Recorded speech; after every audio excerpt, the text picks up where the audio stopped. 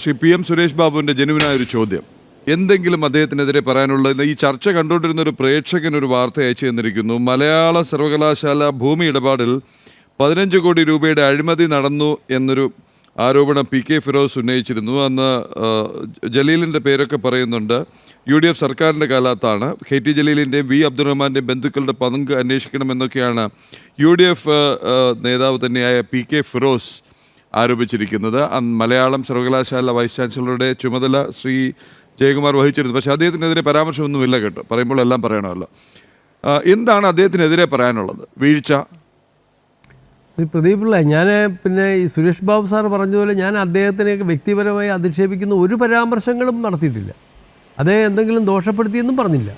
പക്ഷേ ഒരു കാര്യം ഞാൻ പറഞ്ഞു, കുത്തഴിഞ്ഞ പുസ്തകം കൂട്ടിക്കെട്ടാൻ ഒരു ഉരുക്ക് മുഷ്ടി ആവശ്യമാണ്.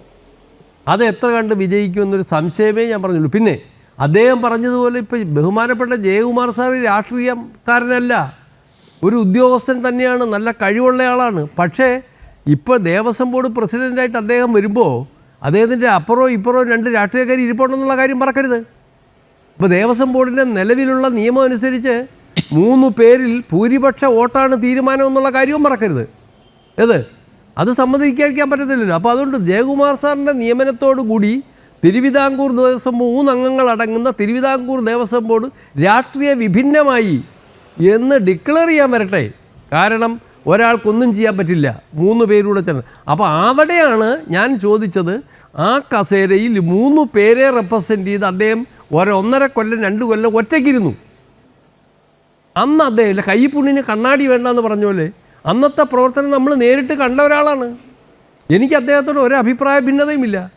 പക്ഷേ നിങ്ങൾ പല ആളുകളും വിചാരിക്കുന്ന പോലെ അല്ല ശബരിമലയിലും മറ്റു ദേവസ്വങ്ങളിലെയും ചോർച്ച വളരെ വളരെ വളരെ ഗുരുതരമാണ്. 1-2 കൊച്ചു കാര്യങ്ങൾ ഞാൻ പറയാം.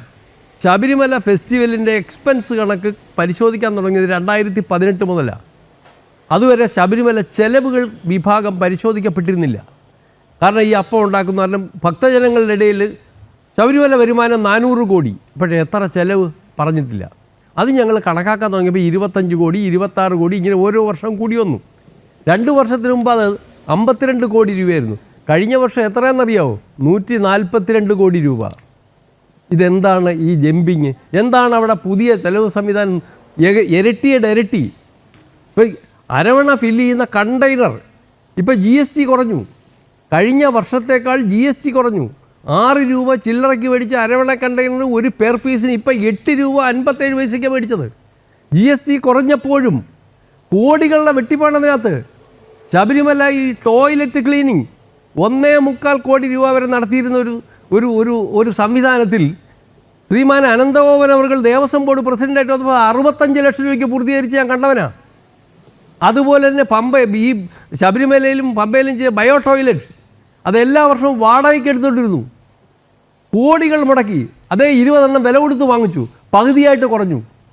അവിടെ AC എയർ കണ്ടീഷണർ വാടകയ്ക്ക് എടുത്ത് വെച്ചുകൊണ്ടിരുന്നു. അത് വലിയ ചെലവ്. അവസാനം അതെന്ത് ചെയ്തു? വിലയ്ക്ക് വാങ്ങിച്ചു. 3 വർഷമായിട്ട് അവിടെ ഒരു കേടുമില്ലായിരിക്കുന്നു. ഇങ്ങനെ അതാണ് ഞാൻ പറഞ്ഞത്. ഇങ്ങനെ ഈ എള്ള് ചേരുന്ന എണ്ണ ചേരുന്ന അറിയത്തില്ലെന്ന് പറയുന്നത് വളരെ ഗുരുതരമായ സാമ്പത്തിക ക്രമക്കേടും അവ്യവസ്ഥിതമായ നടപടികളുമാണ് ഈ ശബരിമല അല്ല. ഇപ്പം ബഹുമാനപ്പെട്ട മോഹൻദാസ് സാറ് പറഞ്ഞതുപോലെ ഈ നട തുറന്നിരിക്കുന്നു, പല ഇതെടുത്തുകൊണ്ട് പോകുന്നു, കൊണ്ടുവയ്ക്കുന്നു, എടുത്തുകൊണ്ട് പോകുന്നു. ഇത്തരത്തിൽ അപ്പോൾ അവിടെ അടിമുടി ഈ നടപടികളാണ്. അവിടെ 2 വർഷം ഒറ്റയ്ക്ക് ബോർഡിൻ്റെ ചുമതല വഹിച്ച ബഹുമാനപ്പെട്ട ജയകുമാർ സാർ എന്ത് ചെയ്തെന്ന് എനിക്കറിയാം. അത് കഴിഞ്ഞ് 10-12 വർഷം ഈ ശബരിമല ഡെവലപ്മെൻറ്റ് പ്രോജക്റ്റിൻ്റെ മേധാവിയായിരുന്നു അദ്ദേഹം ചെയ്തത്. ഞാൻ നേരിട്ട് കണ്ടിട്ടുള്ള ഒരാൾ, അനുഭവിച്ചിട്ടുള്ള അറിഞ്ഞിട്ടുള്ള ആളാണ്. അപ്പോൾ അതാണ് ഞാൻ പറഞ്ഞത്. അവിടെയാണ് ഞാൻ മോഹൻദാസ് സാറിൻ്റെ വാക്ക് കടമെടുക്കുന്നത്. ഇത് എത്ര കണ്ട് വരും എന്ന് നമുക്ക് കാത്തിരുന്നു കാണാം.